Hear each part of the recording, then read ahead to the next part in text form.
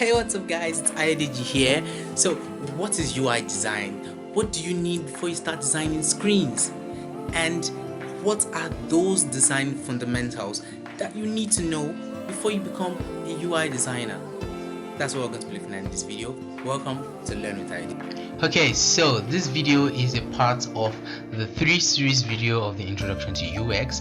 So if you haven't watched any of that, I'll link the videos up here or in the end or in the description, so make sure you watch them. It actually takes you from zero level, introduction to UX, and then down to this place that we have. So this video is going to be in two parts, do two parts in the same video basically. So I would leave here when we're done with the few screens we have here, then we'll move to Figma, and then we quickly show you the UI fundamentals. So what is UX? Basically, UX is a digital affair that deals with the layouts and appearance of a digital product. Now we have digital products like we have up here. These are screens, you understand, and they basically the UX, the UI actually deals with the screens, the buttons that they will click. When you're using a particular product, the buttons, the colors, the typography, the components you use, and everything basically that you then do on Figma and Adobe XD. So that is basically UI. UI is user interface design, designing the interface of a website or mobile app. That's basically how they would look. So UI versus UX. So UI is simply visuals, as we already said, containing the screens, the pages, and the various elements like colors, typography, layouts, icons and stuff like that. And then UX actually focuses on the user's journey. It focuses on how the user feels when they are interacting with the product day to day. Understand? So basically, we can then quickly talk about some quotes from industry professionals, and we have Jason Ogley, who says UI is a bridge that gets us where we want to go to, while UX is that feeling we feel when we arrive. It's not like when we're explaining, if you have not watched this in the second video, when we're explaining good UX and bad UX, under good UX, where when you're taking your cereal with the right interface, you have that feeling and you just love it. Rather than when you're taking your cereal with a bowl and spoon, rather than taking it with a bowl and knife. You understand? Bad interface. The knife is the interface and it does not work. So now Ken Norton said UX focuses on the user's journey to solve a problem, and UI is focused on how a product's surface look and function. While Scott Jensen said UI is focused on the product and a series of snapshots in time, and UX focuses on the user and their journey through the product.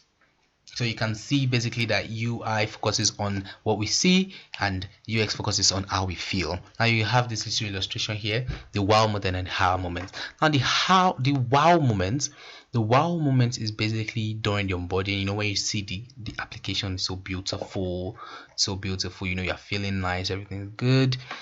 You just love everything that's there and you want to learn more about it. But the how moment is that time where you're like you're feeling confident about these people. You trust them. You can trust them with your money. You can trust them with your credit card information. It actually comes when you've used the product over time, and then users don't want to look for any other option, and then they see you as the standard and then they use you. So that how moment is where you keep the users coming back. So basically that's UI versus UX, and that's what UI is. So we'll then move to the design fundamentals that you should know as a UI designer and how to implement them in your designs. So see you in Figma. Okay, so we're here in Figma and then we're about to look at the UI fundamentals. Now this is very interesting, so stick around. So if you're enjoying the video so far, give us a like. A like to this channel would be so colorful. So let's move on. So now we have the UI fundamentals. The first one, now the UI fundamentals are basically those things that you need to put in place when you are designing actively when you're actively designing screens. There are some guidelines that you should follow to design these things properly. You have your colors must match, your alignments must be perfect, and then your buttons must be designed properly. So let us look at them. So the first one we have is color and contrast. Now let's see. I'll show you the poor one and then I'll show you the good one. So we basically have this landing page. It's not a real landing page, it just looks like a hero page for yeah, the a website. So we have here, we're talking about color and contrast, and this is very, very poor. You can see this red is burning our eyes because of the blue background. You can see confidence is not even confidence. The confidence is not coming out because of the poor contrast between these two. And then the register, you want me to register, it's a call to action, and then you are afraid to say it, I should register. Are you whispering register?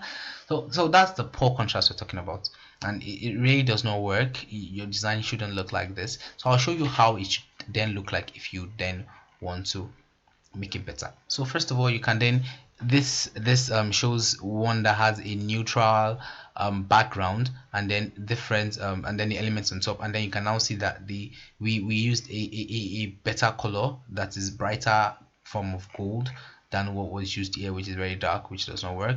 And then you can see, because we have a neutral background, we could easily use blue, and then our confidence is very confident, unlike what was here, you see. And then we just use black, and which matches the background. And then another way you could do it, if you're not using a neutral background, because normally you'd want to use a neutral background, either white or black. But yeah, if you do not use that, how do you do it? So you can see here we use white in the place of red, and the other we use white, which actually looks better, and then everything still remains the same. And then the confidence, we used gold or cream, whatever color that is. So yeah, we did that, and so that's how to make your color and contrast better. So the next one we're going to be looking at is white space. White space is simply the spacing around elements in your design. So I'll start by explaining this with the button we have here. Now you can see this button right here. The button does not have proper spacing. Now the problem now is that if your button does not have proper spacing, it will be very weird, and it will look very, very bad. So make sure you have your button have proper spacing, like we have here, this button and this button. And you can see here the margins, the distance from the edge to this place is very little, and then here is very big, and then we have no space in between these two elements. And it should not be so. You should have, probably most likely equal spacing between this end and this end, and then have your elements, have them breathe, let them breathe. It will give life to your design. And then you can see the spacing between elements here are not equal. You can see here, and then this is very big, and it just looks very weird. It looks very weird. So that's why white spacing is important. So let us see how we could have made that better. So we made the spacing from both margins, left and right, equal, and then we left space between these two elements to make it look better. Our button, we made it better, and it does not look like this whack thing here. And then the spacing at the top, we then differentiated the logo from the navigations. We give them that space, and then we made the spacing here and here equal, and then we made the spacing here and here equal, and then our design overall looks better this way. So that is all about white spacing. Now move to complexity and simplicity. Now the problem now is new designers, when we then come in, we have a lot of tools in our hand, a lot of functions in Figma, and then we just want to try everything out, use everything, and everybody wants to do that, and the most time it's not the best thing. You want to keep things simple. You want to keep things simple. And now let's see the mistakes that was made here. You can see this person added a stroke to their top navigation, and it could actually been better if they only added like under here, and then it made the design look boxy, like you get. So he added strokes to his